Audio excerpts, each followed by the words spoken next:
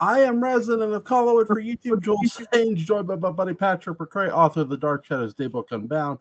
We're here to discuss episode 1217 of 1841 Parallel Time. Patrick, I love how the narration's done because we get Kate Jackson to narrate this, and we rarely hear Kate Jackson do many narrations. You are about to go, and I'm jumping ahead here.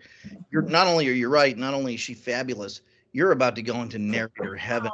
1218. Yeah, I mean, because here's the thing too with her, I like she talks very soft. It sort of reminds me of Alexandra a bit, and I love how methodical she gets in her narration too. And she also knows when to sound a little sinister in her narration, which I like. Yeah. And I love her in this episode too. She's important in this episode. She's sort of, even if she's not a doctor, she pretty much is a doctor in this episode. She is. When it comes to certain truths, you have to keep them very close, and then sometimes you have to sort of tuck them away and put them aside. Sometimes you have to just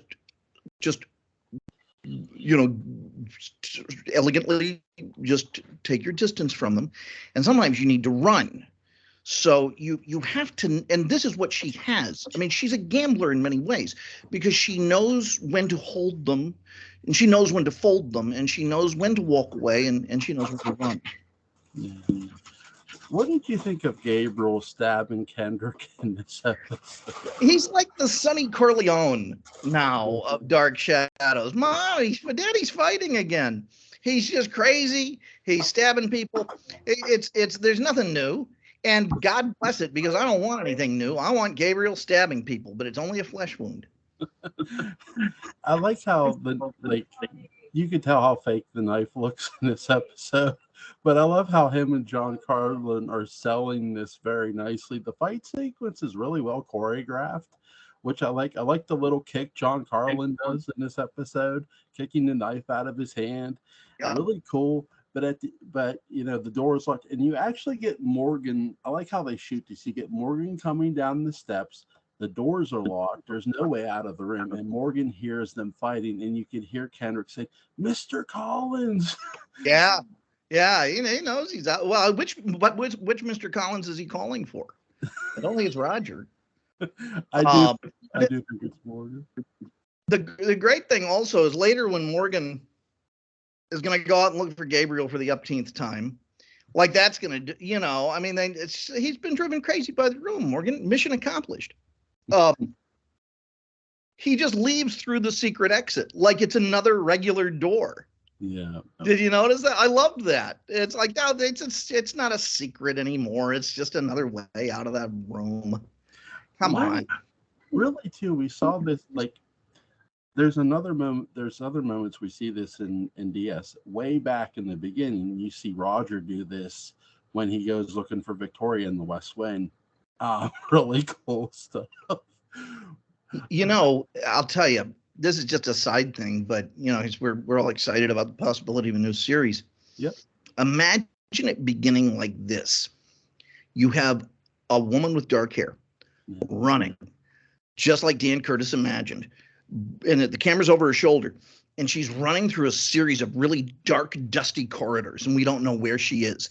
And she gets to a door and opens it, and it's the door. It's the secret door, and we're in the recreation of the set of Collinwood. Man, what an opening. What a way to tell you are here. Yeah. Mm-hmm. I wouldn't mind, too, if they do that, too. And then the woman wakes up and she's on the train and it's a dream at first. That would be cool too. It'd just be cool somebody be using a train. Yeah. What's wrong with trains? Trains are cool. No, we're saying it would be cool if they use the train. We don't have them as much as we used to back in the 1960s. It's a shame. Yep, we're part of the country. Cool. Logan wants to ride on a train. I want to do that this summer. Okay, we will. But Looking for a train ride. Those are cool. we He always sees the trains in town. We see them this morning going. yeah. Or not this morning. Yeah, this morning we see them going. Yeah. Trains. But anyway, Trains. Come on in. Rugby's like, hey, what are you talking about? Trains? I want to talk. but sorry about that. Sorry. No, it's a but it would be really cool to see something like that if it like started off as a dream sequence too. I know we're all excited about the potential of the new series, and do you think it'll be picked up by the end of this year? I have no idea. I signed kind of an NDA, and I know very few little things. But that's something I don't know. I can tell you what my fear is. Yeah. And my fear is that there is so much TV now and so much genre TV. It'll be one of these things, sort of like the new Magnum PI. Hey, there's a new Magnum PI. I keep forgetting it exists. And now it's been on the air for years. I won't forget that it exists, but I'm really afraid that it'll get lost in the shuffle. And I don't know how to keep that from happening. I think one of the best ways for them to keep it from happening with DS is if it gets picked up by the end of this year, and they don't, because our buddy Gordon was saying even if it does get picked up by the end of this year, it probably won't air till next year. And one of the best ways to keep it from happening, drop the trailer on Super Bowl of Dark Shadows. Yeah. Oh, that'd be wonderful. It'd be a lot better than the last time they dropped a trailer for Dark Shadows during the Super Bowl. Yeah. But I think that would be one of the best ways to sort of keep it from happening, or at least drop it close to that point. Again, the Super Bowl is always one of the biggest things where you see a lot of commercials. Now, with this episode, I like how Bramwell ends up saving Daphne in this episode, where freaking Gabriel tries to kill her too. He just won't stop. He's like the Terminator. He's come from the future. It feels like that a bit. He's just like on this relentless mission. I gotta ask you a question. I know this is jumping ahead a bit. Because compared to how the room drives people crazy, is each person's the way they get crazy different? I would think it would have to be, that's the nature of a haunting, is that it's going to go into, like it's a scientific fact. I do think it probably goes into your mind and picks out whatever, thing you don't want to have to deal with. And, like a litter box, cleaning that. And then it traps you in that litter box of the heart forever. Yeah. Because that's something I noticed too with more later when Morgan goes full on crazy after he's been James Forsythe. But with Gabriel, he's trying to murder people. I actually thought, because I had not watched this in a while, I actually had thought, because you don't see her for a couple episodes, I thought maybe Gabriel had done something to his mother Flora, but no. Yeah, Flora's great. I know. I like.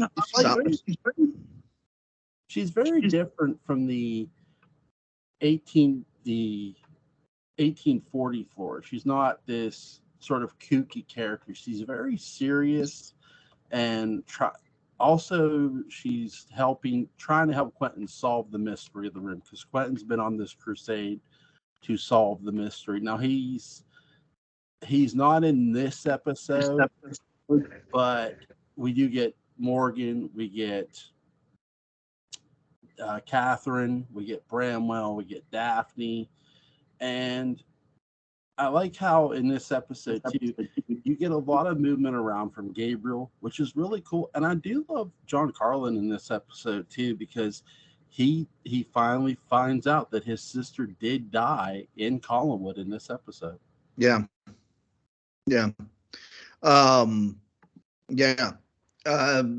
Joan is back to her sensible ways, and Quentin's off being heroic somewhere. Thank goodness. But yeah, this is bring on the bad guys. This is a lot of disturbed, unhappy people, and I couldn't be happier about it. On a scale of 1 to 10, how psychotic is Gabriel in this episode, do you think? He's I think I sat next to him on a flight on Southwest once. He's that bad. He's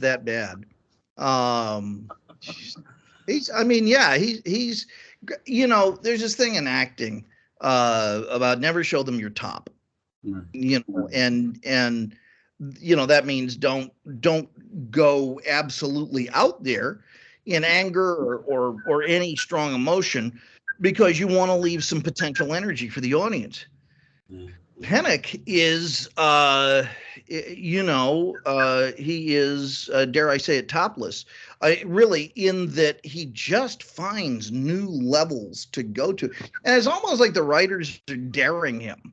And it's like, well, Chris, we thought we got you crazy, but you did it. And so now we're just going to make him crazier. And to your point too, you notice in each episode that he appears as this crazy version of Gabriel. He's becoming crazier and even crazier, if that's even possible. Because in this episode, there's a moment where he's calm, and then he sees a picture of Brutus Collins, and then he finally says, "Brutus Collins, you're the one who caused the curse. You haven't suffered enough." And he's stabbing the portrait of Brutus Collins. Did they know they were going to do the flashback and get Louis for that at this point? Did you notice the portrait in the episode? I not closely enough, but it wasn't Louis, was it? No, to me, it sort of looks like Jonathan a bit. Oh, okay. I'm not saying it is, but yeah, go back and watch this episode again. And watch them. It's right before he stabs the portrait. They have a close up, and it looks like Jonathan Frid with a beard. A bit. Okay, sure. So I don't know if they had planned for Louis Edmonds to be Brutus. Now, eventually, they do go that route, which is cool. It's always great to see Louis Edmonds in a role, because he can sell his ass off, and he's awesome. But I'm not sure by this time, when they picked, when they had the portrait, if they had casted Louis Edmonds as Brutus. Now, when I had first watched 1840, when I heard the name Justin, I thought Louis was going to be Justin, but no. Now it was appropriate, but I'm glad they saved him. Yeah, me too. I'm glad they gave him something else to do, because he's always really great as a heel, and especially Brutus. I really love how he pulls Brutus off. He's very ruthless, and he's very daring, and he's very paranoid. It's almost like they take him full circle to a more successful, less paranoid, although eventually paranoid, Roger Collins. Yep, and you sort of get you get the tale from James Forsythe, really. Again, who's I love how oh god, the guy who plays Morgan. Oh my god, Keith Prentice plays James Forsythe. It's so criminally underrated. I can't wait till we get to that episode. But with this episode, I like how Catherine and her sister are arguing over Bramwell, who saved her life. And then Morgan is arguing with Catherine later on about Bramwell. They're keeping the feud between Bramwell and Morgan going. They may not be fighting, but the writers are very clever here in doing this. I agree. I really like it. What's your favorite part in this arc? Because I'm rambling. In the whole arc? Or sorry, in this episode. Oh, in this episode. Dark Shadows front loads its exciting stuff. Yeah. because these episodes, they're all really interestingly structured in that they begin with the most interesting scene of the prior episode and then resolve it, and then they kind of cruise their way through, and then finally they tease you with yet another interesting scene. So they never really operate in a traditional manner. And I like that about them. That's the curious thing. So that was a way of not answering your question. Sorry. There's a lot of talk about sanity and insane. They say your last name a lot. Sane, this issue of sane and insane and so on, not in the plural, but might as well be.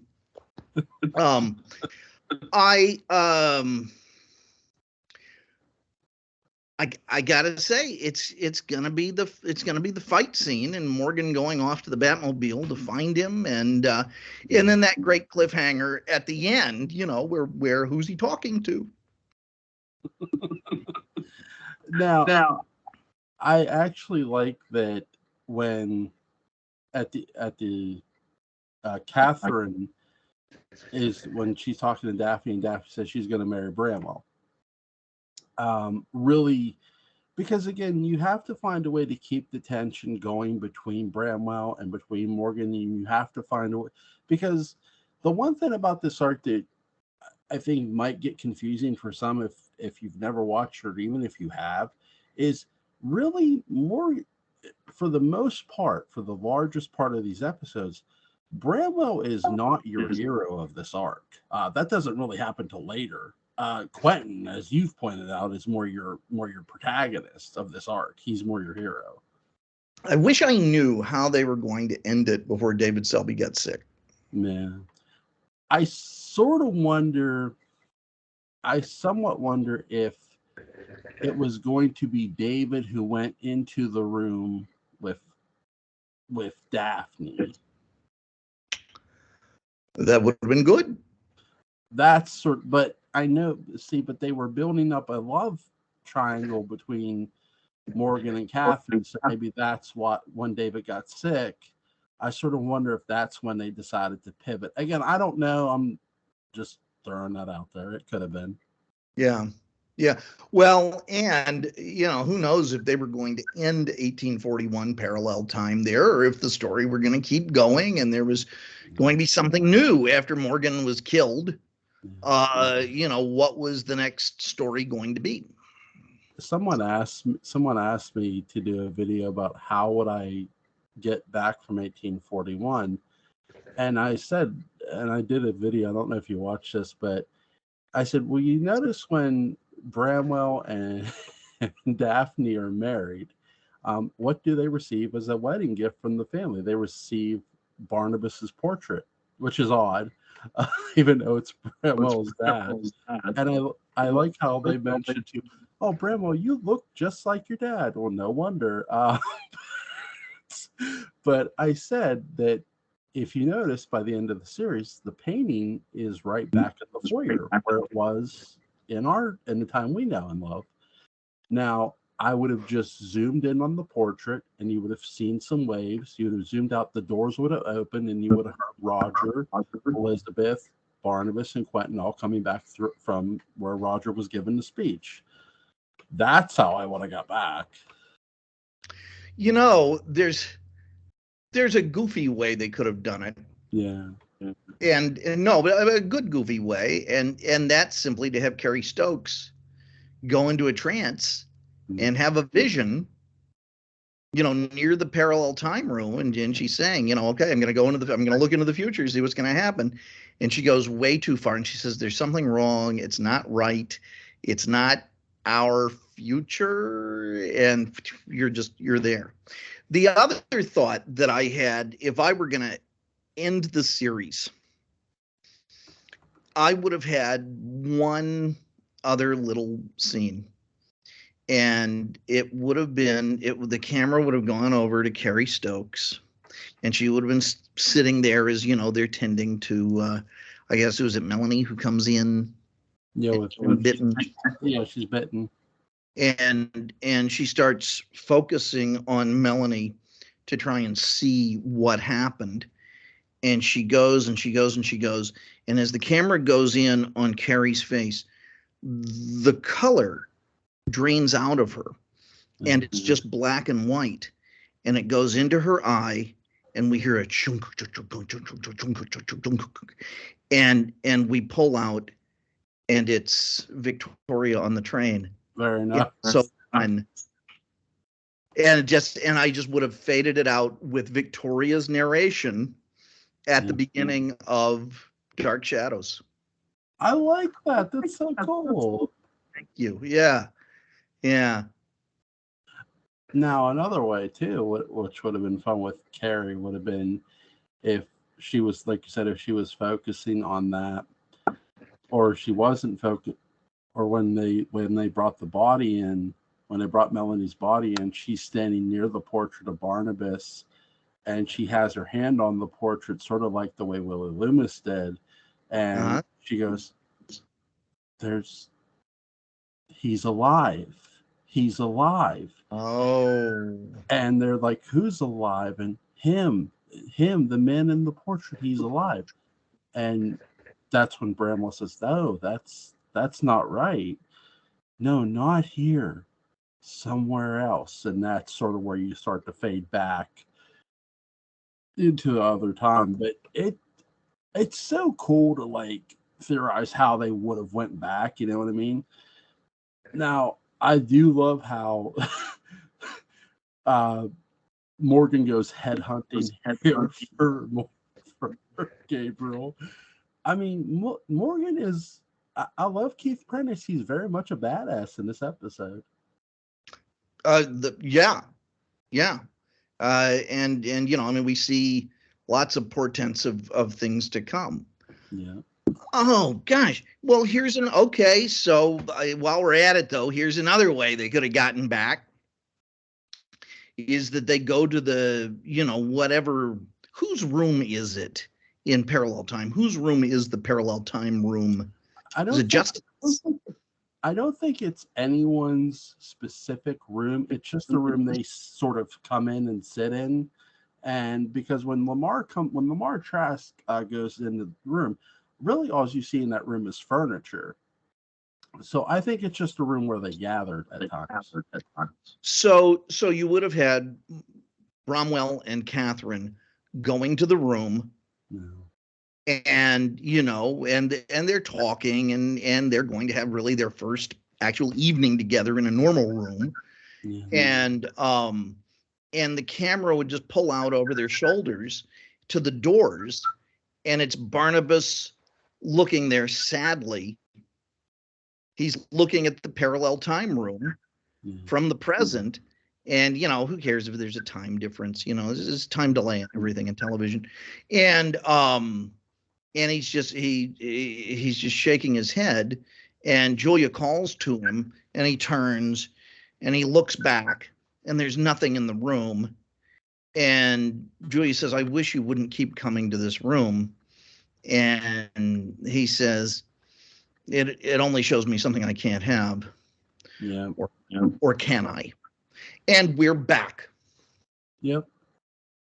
Because what is the parallel time room but an opportunity for the people on Dark Shadows to watch Dark Shadows? Yep. You know? So he's watching Dark Shadows. In many ways, it's sort of like their version of what Star Trek did. Here you're in the captain's chair watching TV. Well, yeah. Well, like that last episode of Enterprise, you know, if Jonathan Frakes is there as chef, you know, getting their meal. Now, what's really interesting too with the whole parallel time room, I sort of wonder how many times Barnabas kept going up to there, opening the door, because could you imagine if Barnabas, when he sees Catherine, if he would have actually tried to step into the room and go into 1841 parallel time and tried to convince Catherine that she's Angelique? What a mess. God.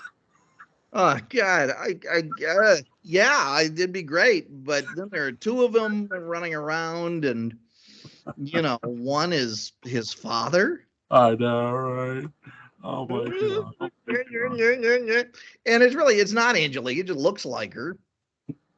So, by the way, who wrote the family history? So I think it's copyrights 1965. Yeah. So who wrote it? I have no idea, honestly. I got a theory. God. Primary time Cyrus Longworth.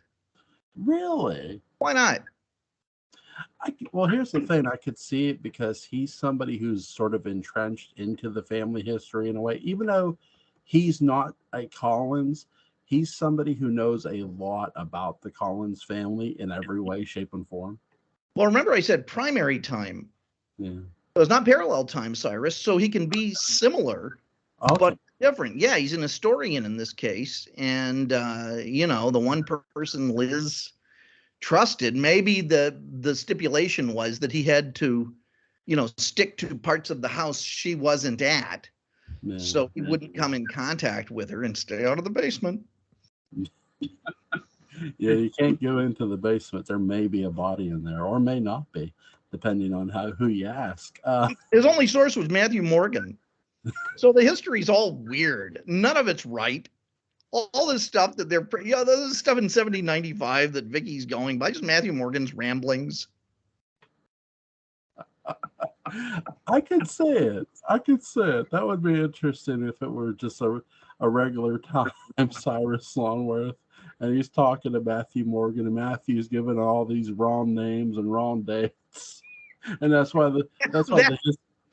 explains why the gravestones don't match. Why the dates on those early gravestones don't match anything. It's why the Collins family history book is so inaccurate. Yeah.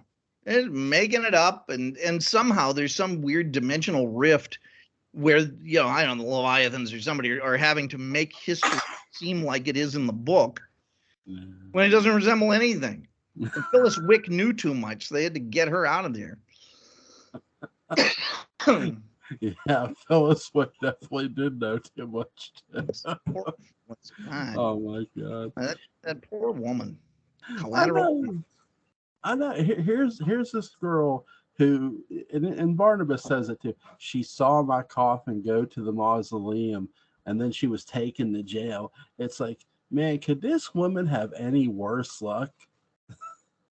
You're talking about Phyllis, not the woman. Yeah, Phyllis Wick. I'm talking about Phyllis Wick. Yeah. Okay, because there's someone right behind you, Joel. He knows. The real hero of all of this. He knows I'm not up the stalker level like him. He hears me coming. Joel, the call's coming from inside the house. It's coming from inside the marriage. Oh my God! But what is something we don't know about Jewel that we should know? Oh God! Spill the tea. Him? Yeah. Do you know that he's a big goofball? Because he is. No, I think he's a man of tremendous. I think he's a man of tremendous dignity. He is. Materialistic things don't matter about him. Yeah, one time he said his cousin or someone was saying something about being rich, and he said, "I'm already rich," and he pointed to his wedding ring. Yeah. Why? Yeah. Why?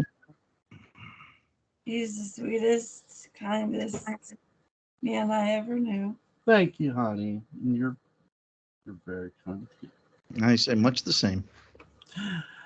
Patrick, when's the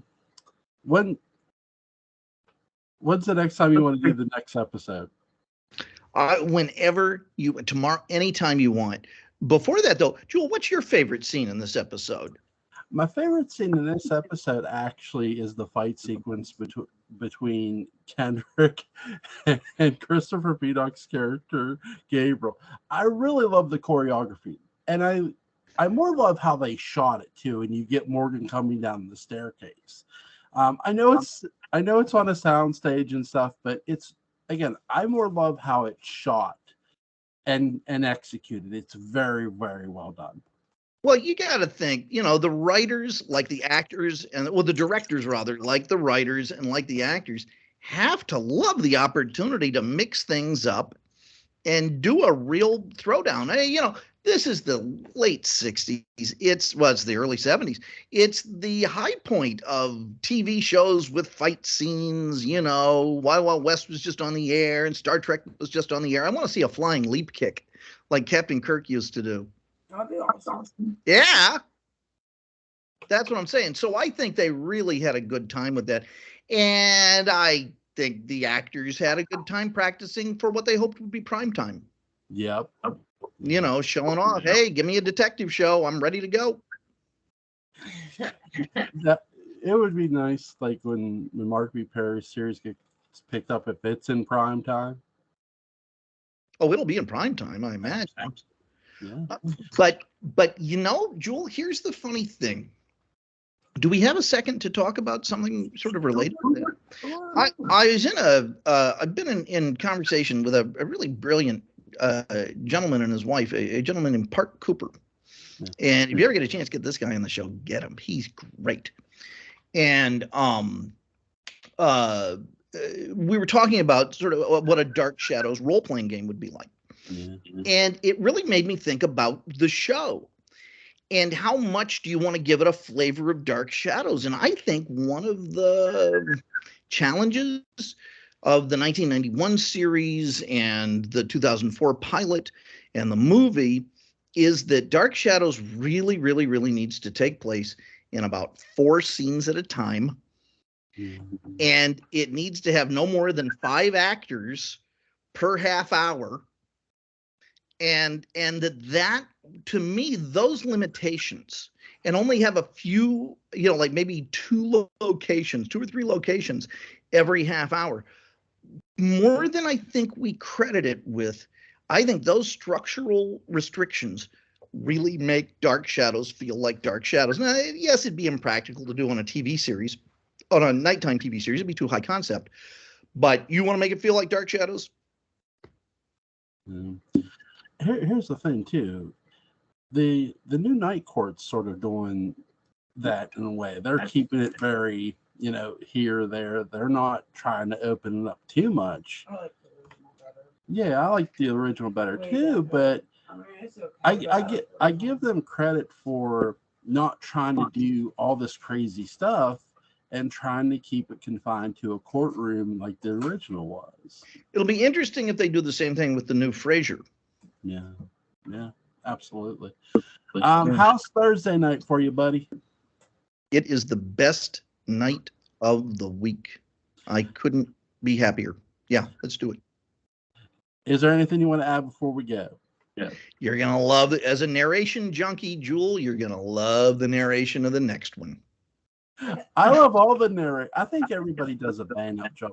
I'll tell you my favorite narrator of 1841, and it is actually Keith Prentice.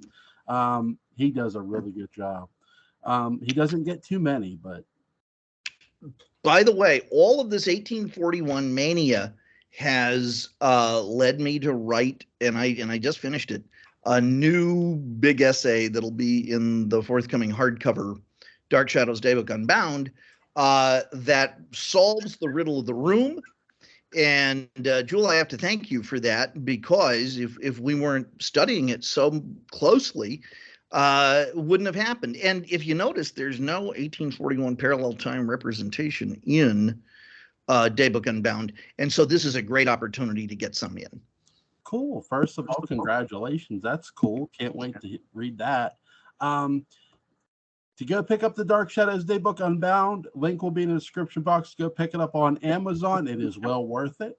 And if you get the Kindle version, it will eventually have the new essay in it. The Kindle version updates every time you sync it, and sometimes there are little extras that show up that might not have been there the last time you looked. Cool. There you go. You learned something new. I always learn something new with Patrick. For Patrick McCray, I'm Joel Sains. Patrick, you have a good night, brother. Have a lovely evening. You too. Bye-bye. Bye.